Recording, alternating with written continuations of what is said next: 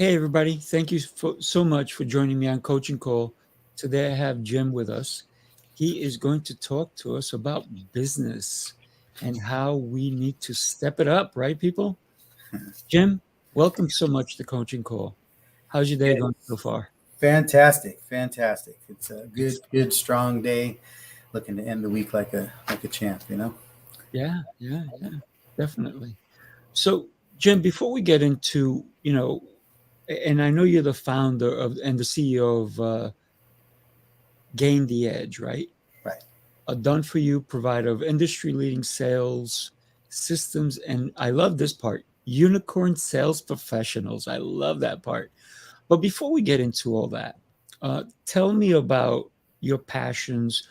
When did you realize that you can help other people attain success? At what age? Sometimes it could have been when you were a little kid, right? You were helping people around, maybe your brothers, your sisters, your neighbors, your friends. What were you doing when you were a little guy that impacted your today's, if you will? Yeah, great question, and thank you. And it's one of those things that I really picked up at a young age, although I didn't really understand the power of what I had in my hands. I Mm, just knew that any room I was in, I could influence it into my direction, and I nice. could get people to do things that I wanted them to do. And a lot of it came because I grew up in an abusive environment and Mm, was in foster care as a teenager and on the streets and then in jail by 19, wow, and so had a lot of violence and just a tough situation. So I had to learn how to influence people to keep them from wanting to hurt me. That was like my primary defense mechanism. right. And so it became it became a natural skill and skill set to hone as to survive, to be able to influence people to do things that I needed. In order to do that, I had to read them and know what did they want and how could I help them. Mm, impact, right? Yeah, You had to impact them so exactly. they wouldn't hurt you, right? Because they would have impacted you differently, right? Correct. So Correct. impact has so many different ways of looking at it, right? So you had to survive, but you also went to jail. How did that come about? That was just a byproduct of not having really great role models and mentorship. My mom had me as a teenager, and Mm, she did the best she could with what she had, but right. she they didn't. I was in a really kind of school of hard knocks, survival of the fittest environment when I grew up. So unfortunately, I learned a lot of things the hard way, and I Right. didn't. I wish all the decisions I made were because I thought them out and calculated them, but usually it was I was moving where I thought I needed to go to get what I needed, and many times what I needed came at the expense of somebody else. Wow. It wasn't until I got older that I learned that you can get what you need by serving other people instead of by stepping on other people. Absolutely. That's huge too, right? When you can find that. So, how long was your visit in jail? Because I'm going to call it a visit because obviously it was an opportunity for you to learn even while you were there, right? Correct. Correct. I actually appreciate that a visit because it was, I didn't have any really long stays, but I had multiple stays. And I Mm, was in, a week here, a month there, several months, but I was never a lifelong, inhabitant of the system, but I was always in and out of it. And, uh, and even that was just learning how to, how to manipulate the system. And so that mm, you get in, but if you go in for certain things, then you're only in for a little while and right. about it. So you get really good at. I used to manipulate, defense attorneys and court personnel because of mediators and stuff because they're busy trying to run volumes of transactions. So Right. they're not really as engaged as they can be in every single situation. So Mm, I use my powers of influence even there to be able to manipulate those situations. wow. So you understood the system, I guess, right? If you will. When did you realize that you did not want to continue to visit? Well, it was when I was 25. Right, it was when I started. I spent the first 25 years of my life really fighting my way through life, Mm, and then, I got into a physical altercation that in a parking lot with somebody that I did some damage, and I realized in that moment I could go to prison, mm, and I decided I have to find a better way to solve problems. and no longer, it can't just be about me surviving. It had to be about other people surviving. Otherwise, I'm always having to watch my back. I'm always having to look over my shoulder. And even to this day, I don't go into a restaurant and have my back facing the door. I'm always reading the room. But you start recognizing that, you're playing for bigger stakes. You make mistakes when you're a kid. You don't think about it as much, but when you're an adult, every mistake could carry lifetime implications. That's very funny that you said when you go to a restaurant, you're always casing the joint, checking it out. Listen, I grew up in Queens. That's the norm for me. Yes. It's funny because I was with a client not too long ago, and they wanted to thank me and they wanted to take me to dinner. And so as soon as we get there, I help them in, and then I take the seat facing the door. And they go, I've always wanted to ask you, every time I've ever been anywhere with you, you always face the door. What's the real reason? I said, I always want to make sure that I can protect the people I'm around, and I will always have your back. Right. And they go, oh, thank you. Thank you so much for making sure I'm safe. But in that reality, I guess it's the caretaker in me to make sure that if anything does come up, I'm able to help them, right? And not only them, but myself as well. And being sure I don't ever want to have my back to the door. And I appreciate, that from firsthand. You can never have your back to the door, right? Yeah, but it's interesting because we both end up in the same place, but mine was primarily for survival for me. Right. Whereas you were primarily because you were trying to see how you can, at the end of the day, we're both trying to, manage the situation, manage the environment. Right. Yeah. I same thing when I go in a parking lot. The first thing, most people are looking for the closest parking spot. I'm looking for what's going to be the easiest way to get out. Right. So I park there. Yeah. So even if you have to walk a little, right? Yeah. Yes. So what you got out of this habit of visiting, right? Yeah. At 25, you hurt someone, but you had to do a mind shift. It wasn't just a desire. You actually had to go through a mental change to make this a reality. What was that like, and whose help did you seek? Yeah. Well, it's interesting because even when I was a kid and going through all of the ups and downs and the damage as I was growing up, most of the damage I did, like I said, was for survival, but it never felt good. There was always a part of me that knew I was doing wrong. And, and then as I matured and grew up, you start recognizing that was God in me. Just got, by the grace of God, I was able to survive all of this. And when I met my wife, in my mid 20s, she's the first person that really showed me what love is, and that I was lovable as I am. Right. I didn't have to reach some certain standards to become lovable, which is really what I thought as a kid. When you grow up and your own parents are abusing you, you live on the streets, you start wondering if you're lovable at all. And so I didn't really know that I could be. And so I didn't experience a lot of it. So I didn't even know if I was feeling it. I knew what it looked like to show love, but I didn't really know if I was demonstrating it. I just knew I could fake it and show people that I love them or that they feel it, But then it's when you start really experiencing feeling loved by somebody. She's the first person. She showed me that you don't need anything. You don't need to be anybody special. You just need to be real and be you. And so once you know that, then you just start living into that process. And so now I've spent the second half of my life just really focusing on being the person who is worthy of love and being a person who can demonstrate it and give it to as many people as possible. And the crazy thing is, once you start recognizing that, you start seeing the fruits of that labor. Right. And, life is easier, relationships are better, wealth is more abundant. Right. And you just purely show up to serve people. Yeah. I mean, wow. I grew up in a way where I didn't know love myself. I went on the streets by myself at 10 years old. And, one of the commercials that I used to see when I was a kid was, I think it was Channel 7 or whatnot, when we still had the rabbit ears, And it was, it's 10 o'clock. Do you know where your kids are? Right. And I was like, wow. Because when I ran away from home because of the abuse that I was getting, I didn't know what love was because all I knew was abuse, Right. just similar to you. But, you know, I had I would say my guardian angel was my oldest sister, who at the age of 10 decided to actually take me on, and she became responsible for me.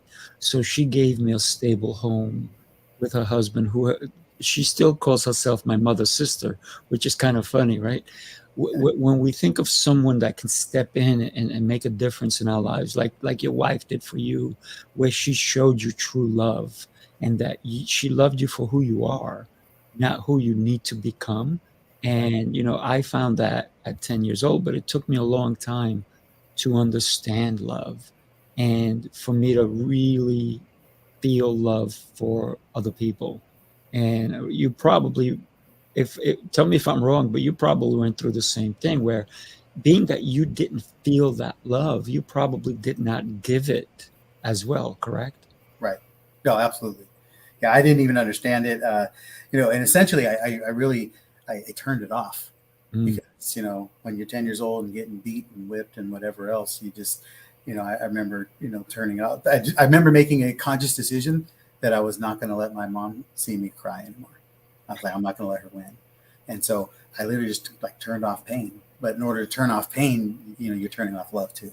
mm, So I went for the next 15 years of my life just without feeling much of anything. I was just scorched earth. I was in it for me. yeah, yeah. You know? Would you say that, I guess, and you're still married, it's Cindy, right? Correct. And you would say that she's like your guardian angel. She came and showed you love. She showed you the worth that you have to give to other people, not Yeah. just to her, right? Correct. Because she could have come in and just say, just love me, but she showed you something bigger that a lot of people don't do. So, she opened up her heart to you and showed you how to, this is my guess, and tell me if I'm wrong, that she opened you up to be able to love others as well. Yeah. I mean, that's going to be the byproduct, right? When you feel love, Mm, then you can give love, yeah, right? And until then, I wasn't giving it because I didn't have any to give. right, right. You know? So you decided to go into business, and you've created an amazing business where you help other entrepreneurs truly level up to generate, what, over $250 million in sales. And so you're teaching people the proper ways of sales, proper ways of doing business. Tell us how that came about. Well, ironically, it came about because of the first all the mistakes I made in the first part of my life left me Right. with child support, tax, debt, all these other things, and my paychecks were being garnished. And Mm, so the government was taking half of my checks, and I needed that half to live on. right. And so I needed to find another way to earn more money. So Mm, I was looking for a commission sales environment, and I ended up finding a door-to-door sales alarms jobs that was able to get me my money back that I could keep enough so that when the government took half of it, I still had enough, but I could make more because I could sell more. And then little did I realize that this was going to be a good place for me, because then I started putting in thought to be able to outsell the office that I was part of, be able to start having my own team that was out producing the office pretty soon. I ended up with a dealership with a couple of partners. We had 3 dealerships in 3 cities and a phone room, wow. and entrepreneurship just became the thing for me because I could control my income. I knew that I was in control of how much money I made. It wasn't just based on a set wage. And so I started learning that young. I knew how to sell. Then I had to learn, well, you start making money, but running business isn't just about making money. It's it's being able to earn money consistently. Then it's about how do you set up your systems and structures so that you can run it profitably, so you can actually walk away with money. And then after that, how do you keep money and start protecting money? And these are the phases that we're in now. It's like it just continues to grow. Once you learn it, then it's about, your biggest wealth, your biggest contribution to the world is going to be able to be how much you can serve and solve for people. And like it or love it or not, a lot of that shows up in revenue. So the more money you can make, the more impact you'll be able to make. And then of course it's direct. It's a cycle. It's a virtuous cycle, because the more you help, the more you earn. Right. The more you earn, the more you can help. Right. And it just continues to grow. You just get smarter with it and more strategic with it. And so, we moved along, and I've been in several different businesses in my life, and for the last 8 years, we've had a done-for-you sales agency, and we work with coaches and consultants and service-based experts that are scaling, and we fine-tune their systems and their strategies and their processes so that you can plug salespeople in, and people hire us to do their sales for them, and we come in as their sales division and grow their company. That's beautiful. So tell me how important it is to have those systems, because and how to even start creating systems, because a lot of businesses, they think that they have systems, but they really don't, because if they're not in the business shuts down. If they're not running it, if they're not doing, they think they have a system, Yeah. but they can't tell it, like they can't give you and me the key and say, here's my systems, run the business and take over tomorrow. So many people can't do that, even though they think they have systems. So how does somebody set up a system so that they can literally give it to someone else and here's the keys, I'm going off for a month? Absolutely. And that should be everybody's goal, right? Yes. Because everybody I know who opened a business, I'm pretty sure nobody opened a business for the purpose of running a business, right? We opened a business, we started a business because we want some sort of freedom or some sort of control over the process and being able to deliver and, impact people and step into a purpose or a calling.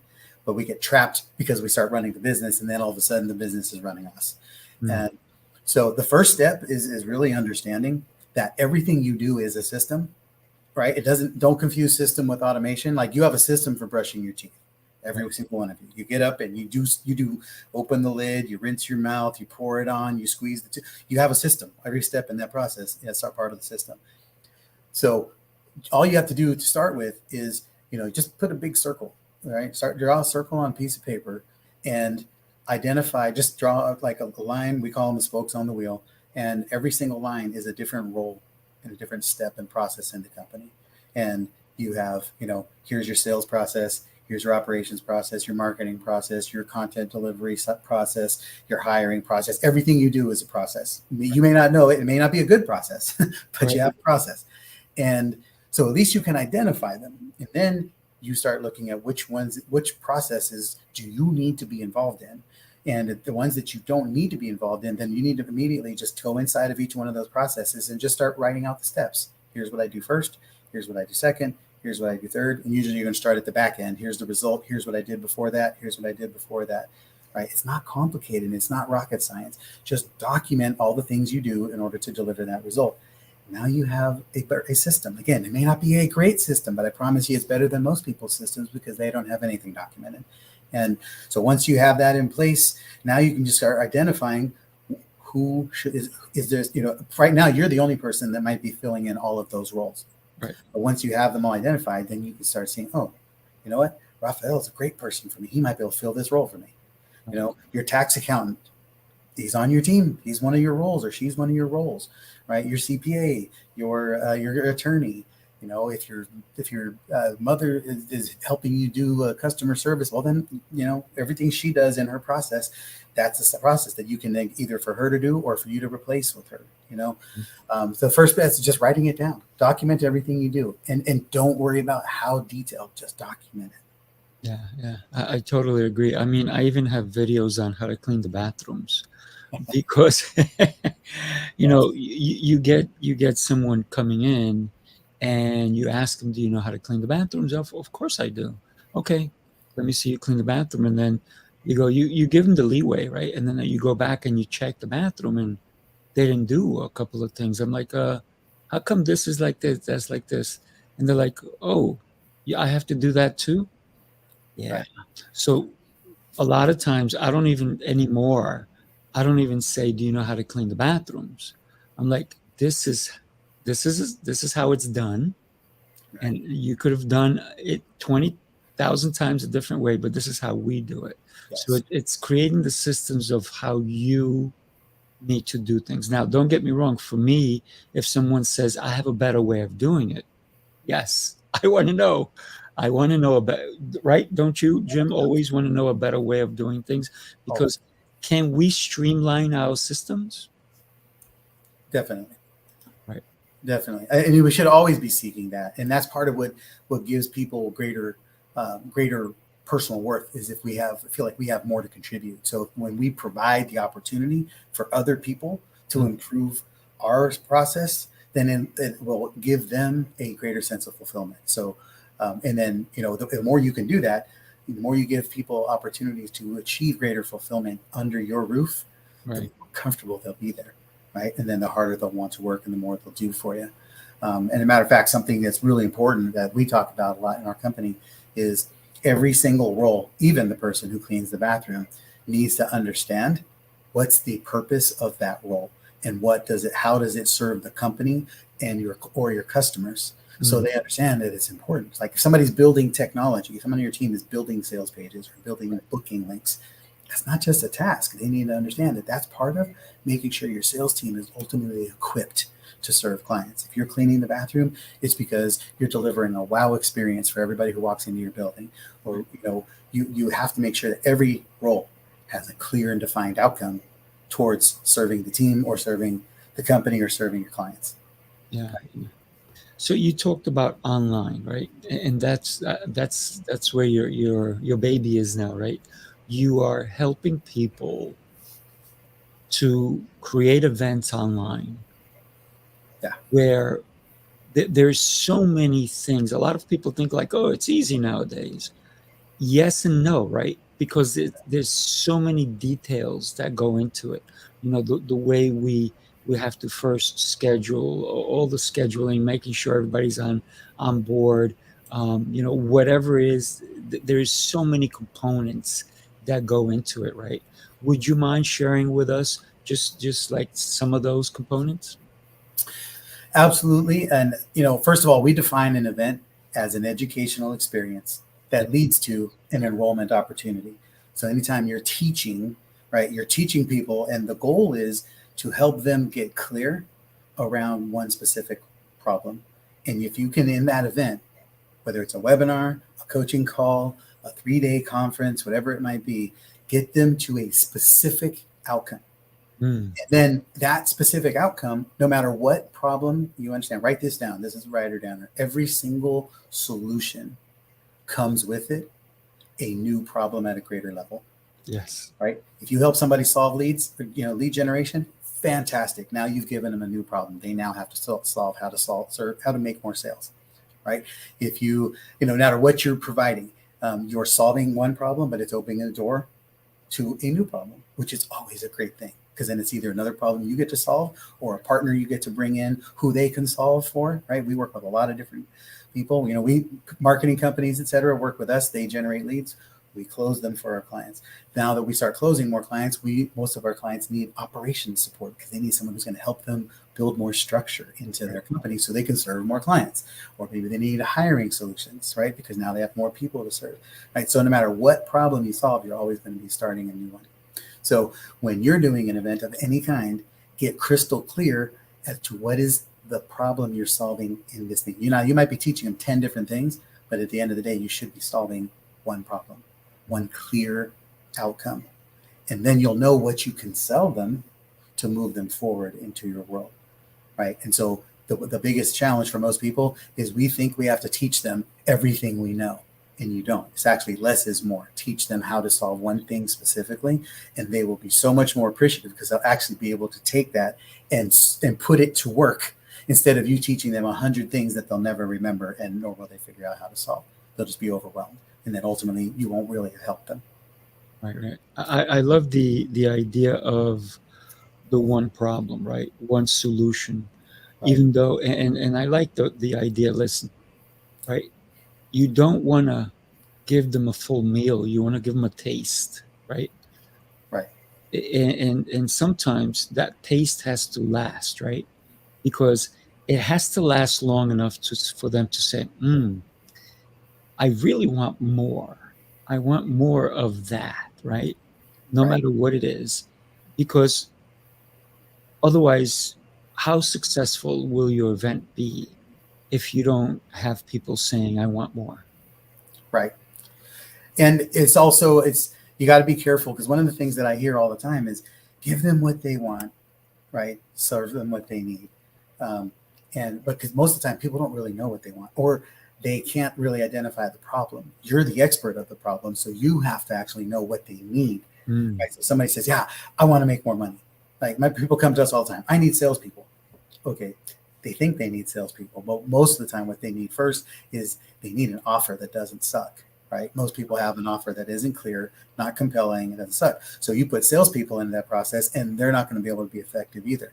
If you don't have a system, you don't have a strategy, you don't have a process, you don't have a process that's designed to make revenue, then you're going to take great salespeople and make them very mediocre. And so we know that what you need is you need to be sales team ready. So we give people fine tune. We give you an offer that is powerful and compelling. We help you dial in your avatar so you know who's the person that has the real true bleeding neck problem that you solve, and then what's the journey those people need to be on so they realize they need to be buying what you have. Right. Then we plug salespeople into that so that they can sell them. But we know that that's not what they need first. And you know the things that your clients come to you with that require your expertise, not just the solution they think they want. And I went to my wife and I went to we were on a trip in Lake Tahoe several years ago, and I went to get a massage at this masseuse down by the lake. And I came in, I had a knot in my back, and I told the guy, "Yeah, right back here, this big old knot right underneath my shoulder blade up in there." And he's okay, great, lay on your back. I'm like, but my knot is back here. Or he said, no, excuse me, yeah. So I was laying on my back, so he couldn't get to my back. And he said, just lay on your back. I'm going to fix it first. I'm like, but my back, my knot. And right. he's like, I got you. So he spent 30 minutes working on my chest, on my neck, on my calf, in my foot, and then turned me over and fixed the back. Right. But he eliminated the problem because the problem was started with where all the nerves were connected and other things that were happening here. Had he done what I told him to do, he would have temporarily relieved my knots, but he wouldn't have solved my problem. Yeah. Right? He was the expert, so I had to trust him to know what needed to be done to solve the problem. And too many times we show up just looking to make the client happy instead of trying to solve the problem. Right. And that's why we need experts like you, right? To guide us Amen. through what we think we know, what we think we want, Yes. and to finally say, hey, you know what? This is not my first rodeo, right? Yes. I understand where you're coming from. So I think a great coach like yourself will probably analyze everything first, right? You understand where they're coming from, what is their outcome, and maybe even forecast what the outcome of the whole event would be like, right? Yes. Let's do, and you probably do that with the clients too, right? Correct. Because then that way they'll have more trust in you because they go like, oh, I didn't think of it that way. And I think this is why we need Jim in our lives. If we're going to do a live event, we need Jim in our lives, right? Um, and it's not just you. It's you have a whole team, you and your wife, right? Correct. Yeah. So you guys come in, you know, because it's not your first rodeo. You've been doing this for a while, right? Correct.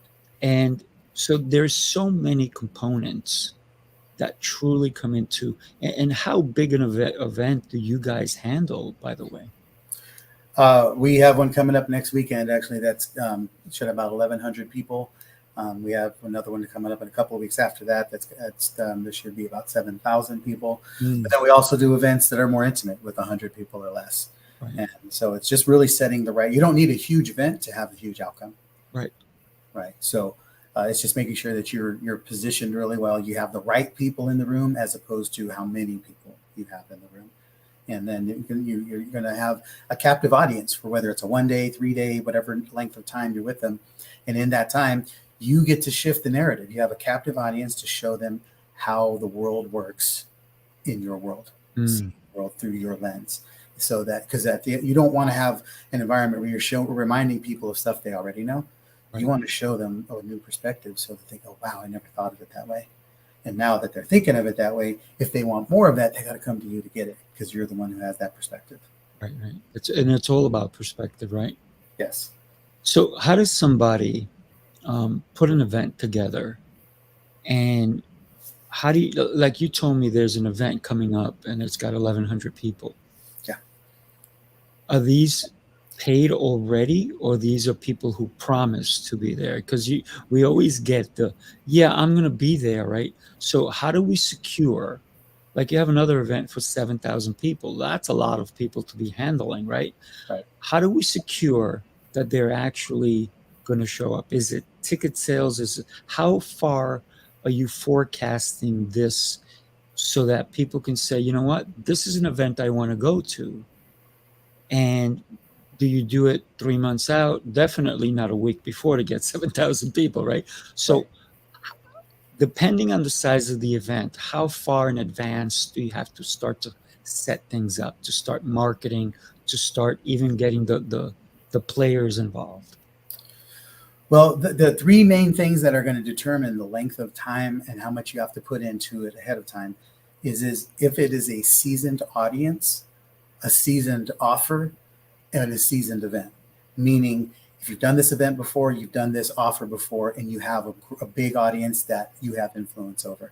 If you're doing that, you can get away with a pretty short runway. You can get away with 60, 90 days or less. Right. If it's a new offer, something you haven't offered before, if it's an audience that is not familiar to you, or if this is an event you're doing for the first time, you need a longer runway because you have to indoctrinate people. You have to bring them in. You have to warm them up. You have to show them why they should be in your world in the first place. And you have to move them along so that they understand that they're, because you're asking, even if you give a free ticket, you're asking somebody to exchange 3 days of their life Right. to be with you. You better be promising me something great.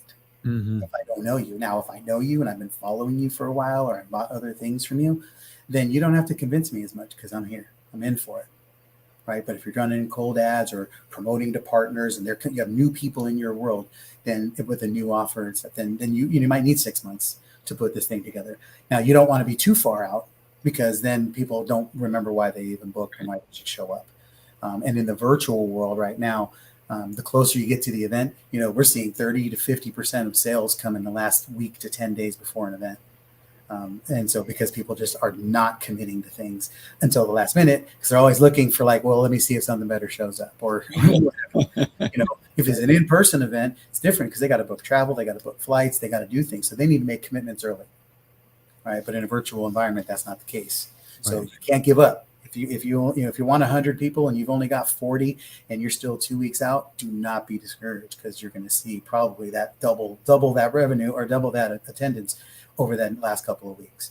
But then from there, you have to make sure that we call it providing sticky behavior. So if we know we have people that are going to come, then our team will reach out and make phone calls. We'll send texts. We'll send swag bags. You get a box of materials, and it doesn't always have to be fancy stuff. Right. But when you send stuff out, you're making a commitment to them. You're saying, here's the resources for the event. And they're going, oh, cool. They sent me this stuff that I'm going to use for the event. So we're basically bypassing are you sure you're coming? And we're just we're assuming you're coming. And so are you now that you have this. And, if it's an in-person event, we do things like, hey, we want to book you, want to make sure we have reservations for you for dinner because there's 2 different dinner options. So you don't say, are you coming? We say, what do you want for dinner? Which automatically implies you're coming. Right. Stuff like that. So you just want to be as creative as you can and future pace the experience for them. And the more of those things you do, the better you're going to be. Our team will always call people ahead of time when they've registered for the event, and we'll do assessments. We'll say, okay, what do you want to get from the event? Where are you in your business? What's going to be the greatest outcome for you? And if we put this exercise together for you to solve that problem, will that help you? Right. So all of a sudden they're invested, like, okay, yeah, they're already part of the curriculum. They're putting in time that's going to help them feel cemented Right. into the experience. Yeah. Right. A lot, Look. lot, a lot goes into it. I was invited to take a look at an event that happened probably last year, and it was supposed to be a live event that I was told it was going to be live. It was not live. Everything, all the speakers had already recorded everything.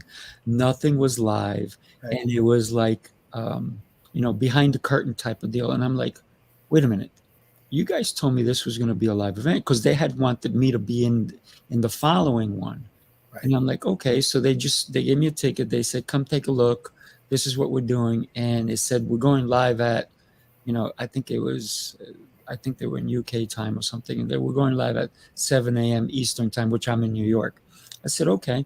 So I log on and I'm waiting and I'm waiting and I'm waiting. And I had a buddy of mine logging in as well because they wanted both of us to be on for the next one.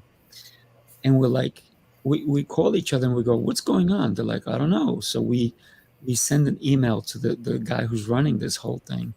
And what wound up happening is it wasn't live. It was, we could have gone through all of the the whole process instead of a 3-day event, which they said it was. We could have done it the night before. We could have done it at any given time. Right. Meanwhile, we had set time aside because we thought it was live, but it was not. How important is it? And obviously, we did not go with that person because they wanted us to be part of their event in the future. Right. And we said, you know what, this is not what we want. It was just like, and they promised so many people, and I think they only had 42 people. They promised like almost like 700 people. They only had 42 people at any given time because we looked at the numbers because we were allowed to do that. And I was like, wow, this is just like badly run. How important, and obviously they didn't do it with someone like you, because would you allow something like that to happen where they claim it's live, but it was not? Yeah, I'm not a fan of that. I think we're in an environment and in an age today where one of the most important things that customers are looking for is an authentic experience. Yes. And I don't think you would have minded if there was 42 people if they told you that there was only going to be 42 people. Right. Right. Don't promise the moon if you can't. We get people to sponsor our events, but if we're going to have 250 people in a room, well, then somebody's going to have a different level of expectation. If we say, hey, we're going to have 50 people in the room, right, then they know what their expectation is and they can still choose. I've made plenty of great outcomes with a room full of 50 people. Oh, yeah. As long as I know what's going on ahead of time. Right. So it's really understanding that and being clear and transparent for people. And people know 20 years ago, webinars weren't a common thing. Now they are. And so everybody needs to understand that, like, a lot of people know they're recorded. A lot of people know if they're live or not. Just tell them. And people don't mind. I choose to watch some webinars at midnight because I know they're recorded and I can watch them on my time. Exactly. If I'm showing up for a live experience, I'm expecting to exchange like you and I are. And then I want to know that. Just tell me the truth so I can make my own choice. Yeah. Yeah. And I didn't have to like plan my day accordingly because, like you said, I could have watched it at midnight and I could have. Like I've been to events where it's only 25 people. And then I've been to events where it's like, 1,600 people, 8,000 people. And when we go to events that are smaller, right, it kind of, it could be an amazing, amazing event if the person putting it together has truly done the diligent work that needs to be done prior, right, during, and even after, right? So how important is that for anyone putting an event together? Well, it's vital from this perspective. We do a ton of follow-up work and phone work with people. Here's the thing you got to understand is the client cost of acquiring a client is going up every day. Mm. Inflation's going up. It's cost more. You got to be more sophisticated to be able to get in front of the right audiences. It just costs more. That's not a problem as long as you are very, very strategic and intentional to ensure that you are getting the value out of the client that you need. So if it costs, let's just say it costs you $500 to acquire a client, but you're going to make $5,000 over the lifetime of that client, or $50,000. Right. But if the cost of a client goes up and now it starts costing you $3,000 to get a client, that's okay as long as you know you're going to make an additional $10,000 on the back end, or whatever that number is. Those numbers could all be blown up. Maybe it's nothing. Maybe it's smaller to you. Most important part is you have the part of the way you get a better ROI off of your client acquisition cost is you have to be really intentional about guiding that experience for everything. If you do a workshop with 50 people and you are hoping for 500, but you treat all 50 of those people as if they were your ideal client, ideal opportunity, right, more of them will buy from you. And then more of them will buy from you multiple times. right. And those who don't buy from you can still refer people to you because they saw how much respect and value you treated them with. And we've made millions of dollars in referral business. And I can tell you that at least half of that has come from people who never paid us a penny. Really? They showed up for a free training, or maybe they on our blog or on our podcast. Right. Just really respect us and how we treat. And so they still refer people to us, even though we weren't the right fit for them to buy from us. Yeah. And you're 1,000% right. It's how we treat someone, right? When they go to an event or a retreat or anything like that, even online, right? It's the way we can handle that. So, a lot of people will inundate your inbox, right? How important is the messages that come, and how should they be structured so people don't feel like, oh, I am bombarded, and it starts to feel like it's annoying? Well, the first rule of marketing is that everybody was not designed to be on your list. Just because they're on your list doesn't mean that. Sometimes they just wanted that free gift. They're not interested in the problem. They were just checking it out. So don't ever take anything personal. It's just business. If somebody unsubscribed, that's on them. That's not on you. It has zero reflection on your level of a nuisance, your level of relevance to them. It just means that right now they weren't interested. That's all it means. So don't assume facts that are not in evidence. Second is, I cannot own your feelings. If you feel like I'm emailing you too much, then that just means you feel that way.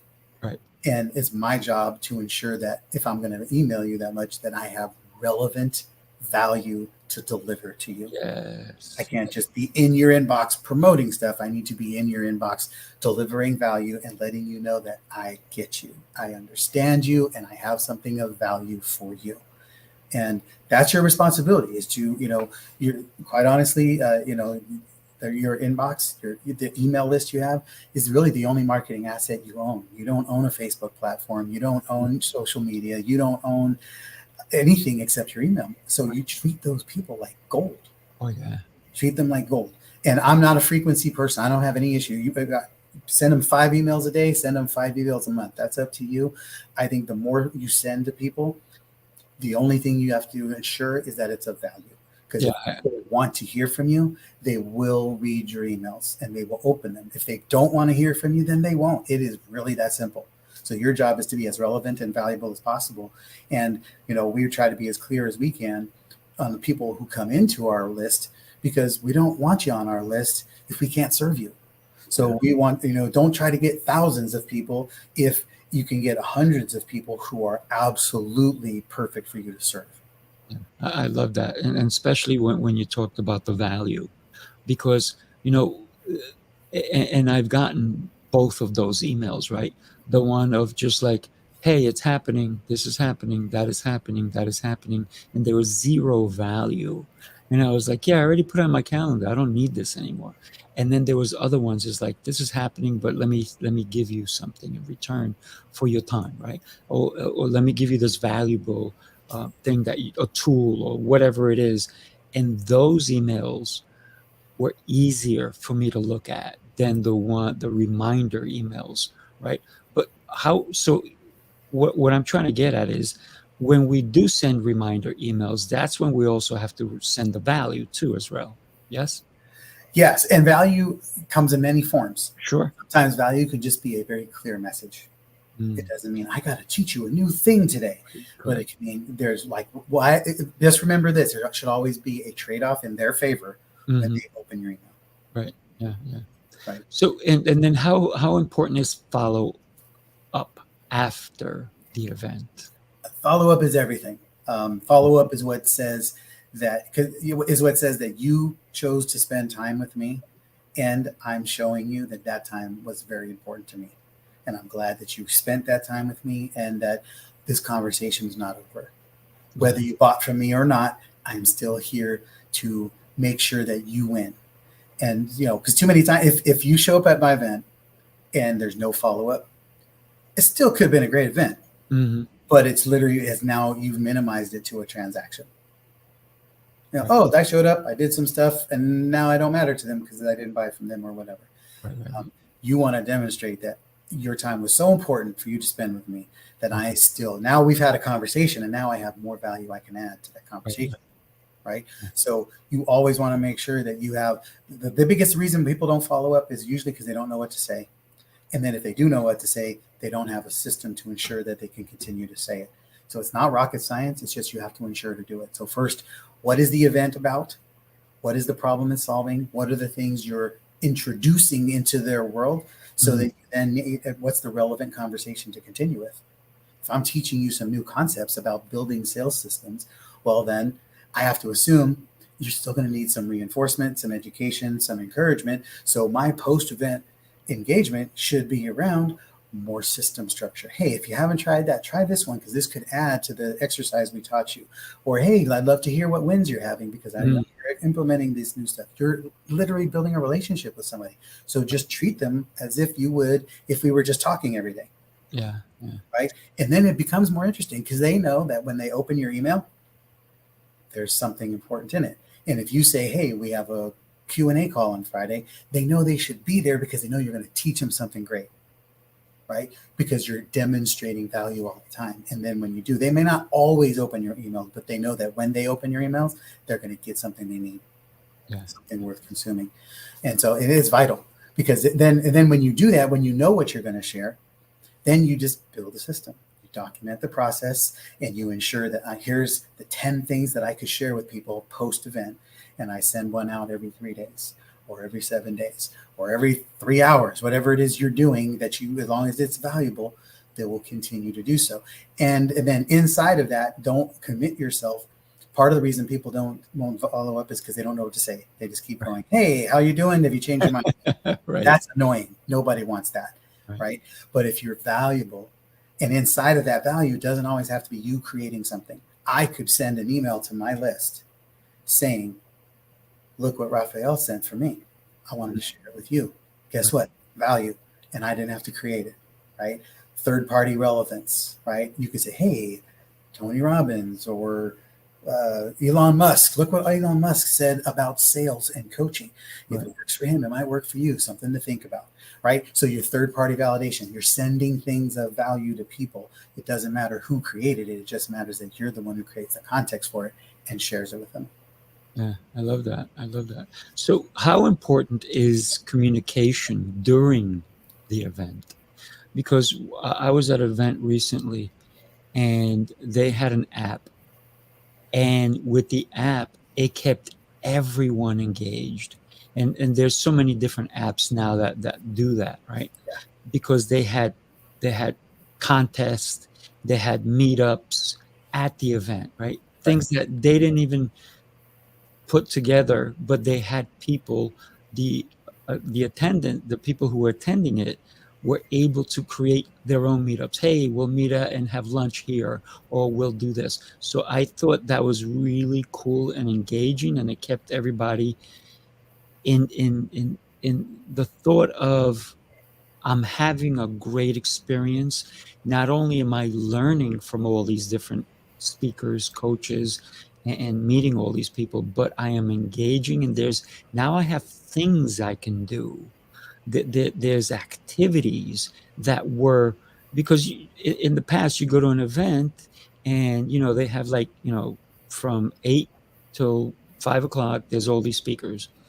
But with this whole thing, what I loved about it is that because they had so many rooms of speakers, they also were able to create space for someone to say, hey, instead of going to lunch, I can teach somebody something. And Right. people are like, wow, I want to do that. Or I can teach somebody a early morning workout, or join me for a workout, or join me for a barbecue by the pool, or whatever it is. And I thought that alone just connected everyone so much better at the event.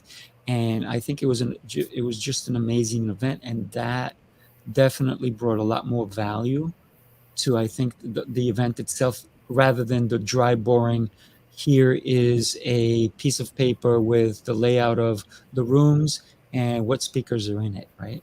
Right. Yeah. Well, you also you want to avoid being a talking head, right? Because Mm-hmm. information is great, but there's only so much great information. I Correct. mean, almost everything we hear, we've heard somewhere before. Right. So it's not the information, it's your spin on it. It's what you can do with it. And Mm. so you want to give people something to do with it. We actually, when we do events, we follow a format for every exercise. We follow the learn, do, share process. Mm. So if we're going to teach on a concept, around follow up, right? We might teach a concept on it for 30 minutes. Well, of that 30 minutes, 50% of it should be learning. So we're going to teach the concept, Right. and then we're going to do. So then 15 minutes is going to be teaching it. Maybe 5 to 7 minutes we're going to do it. So here, do this exercise. Fill in these parts of your follow-up process so that you can see. Now you give them a chance to actually practice it and Mm. feel like, oh, I can accomplish this. This is good. I can learn this thing. Now I've learned it. Now I do it, and now I share it. So then you put them into a breakout room with each other to share with each other what was what was the number one thing you took away, or do this exercise together so they can share it. You are now building community inside of your event, because when people want to buy and move forward with you, one of the things that they are constantly doing is they're asking in their mind, can I live in this environment? Mm. Live in this world. And when you put them in a room with other people who are on the same journey as they are, they're getting affirmations of like, you know what, I like this Raphael guy, I Right. like this Jim guy. I think, you know what, I can work, I can spend the next 12 months with these guys. I would love to spend the next 60 days with these guys, or whatever it is from what you're Right. saying. So you're building community, and you're letting them know they're not the only person. I'm not the only knucklehead who has this problem. These other guys have this problem, and we're Right. figuring it out too. Yeah. And then from there, let's say you have 100 people on, or 1,000, you put them into breakout rooms, and then when you bring them back into the general session, you bring a couple of people up on the mic. You go, how was that? What did you learn in your share session? Right. So now you're literally building a community, and it's all being centered with them and with you as the leader of that community. Right. And I think by building that community, you will have another successful event the next time around, right? Those people will have those memories, fond memories, because everybody's taking pictures, everybody's doing things like that. Yeah. Jim, by the way, I put on, if you see on the screen, I put your information there. Make sure that's correct, my friend. I want people to reach out to you. Is that correct?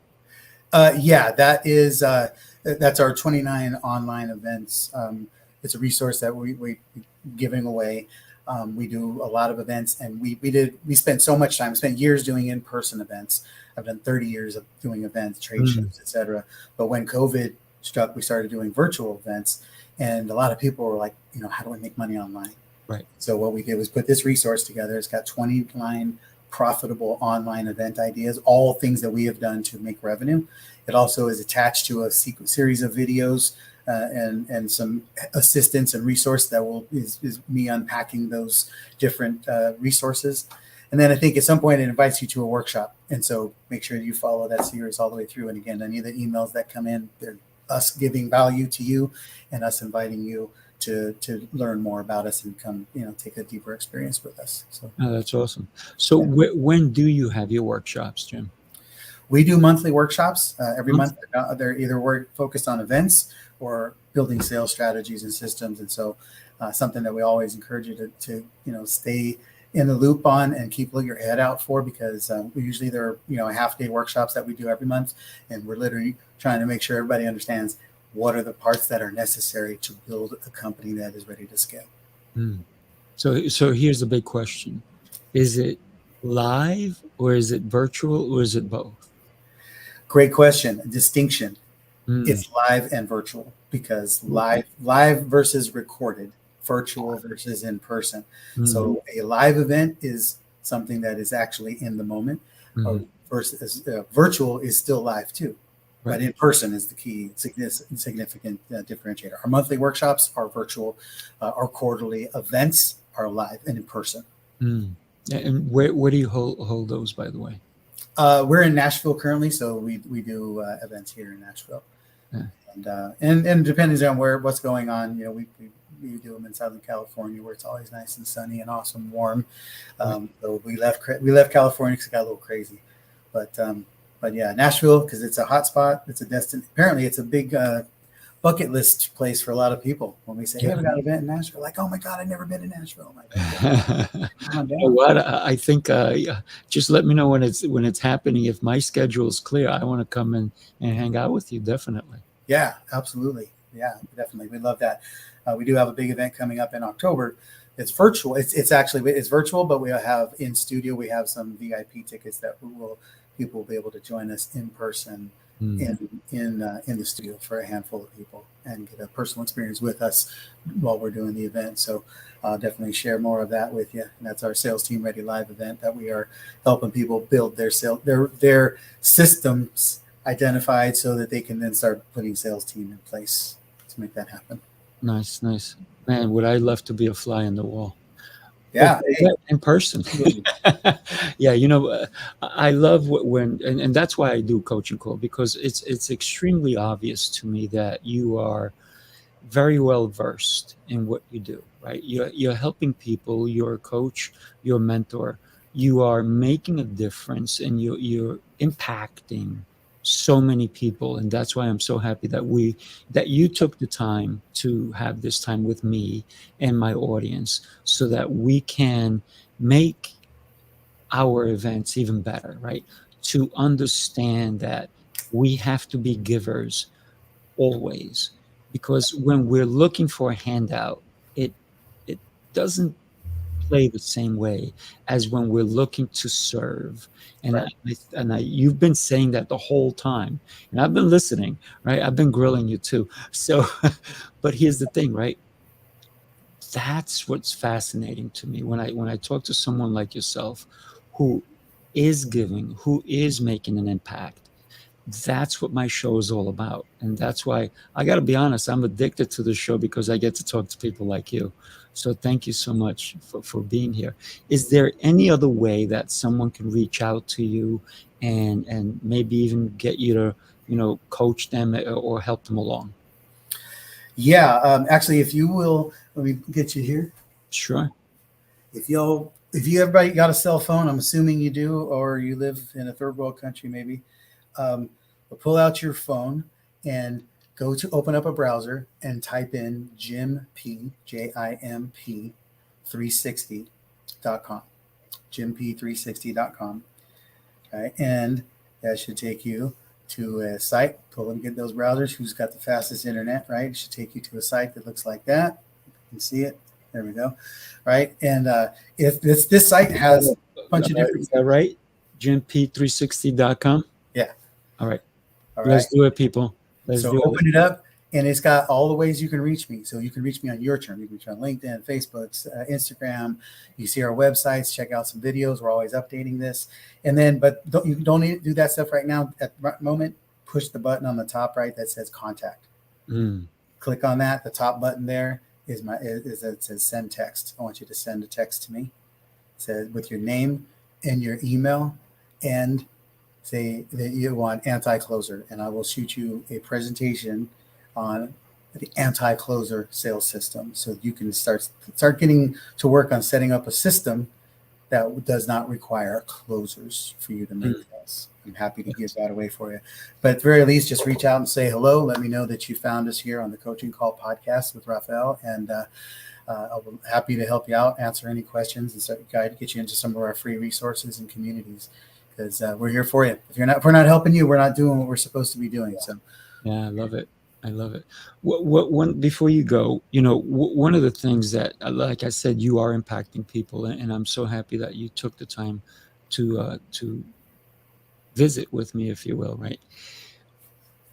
What would you say in all of your events? What would you say is the biggest lesson, biggest takeaway for you? life can change in a minute. Life can change in a minute, and it's fascinating to watch people go through real transformation over the course of a half-day workshop or a 3-day live event. And so when you know that that's the reality, you have to do the things that are responsible to create the right environment to create positive change and not take advantage of people. So use those powers for good and not evil, because you have incredible influence when you've got a captive audience for a set period of time and speak into them, because they're opening up to you and trusting you. Yeah, absolutely. My gosh, Jim, this was super amazing. Thank you so much. You've taught me so much, and we definitely will be in touch. And I want to come visit. You know. Absolutely. Yeah, I'd love to have you. All right. Thank you, my friend. All right. Have your best day ever. Will do. All right.